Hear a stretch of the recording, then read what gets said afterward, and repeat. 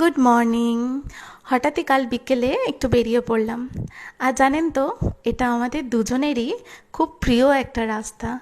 এই যে সামনে হলুদ রঙের বাড়িটা দেখছেন, এই বাড়িটা ব্যারাকপুরবাসীর খুব চেনা একটা জায়গা। সেই ঘোড়া দৌড়ানোর আমল থেকে এখনো পর্যন্ত অনেক কিছু সাক্ষী এই বাড়িটা, জানেন।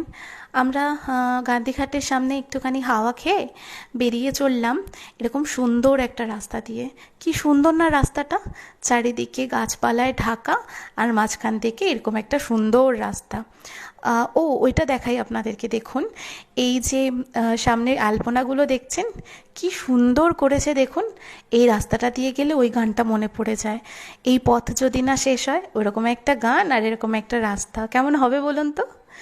আমরা একটু এসেছিলাম শান্তিবাজারে স্পেন্সারটায়। এটা একটা নতুন আউটলেট করেছে, জানেন। খুব সুন্দর করেছে, জানেন।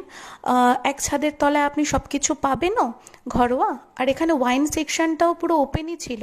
আমি এই প্রথম দেখলাম যে কোনো মলে গিয়ে এরকম ওয়াইন সেকশনটা ওপেন।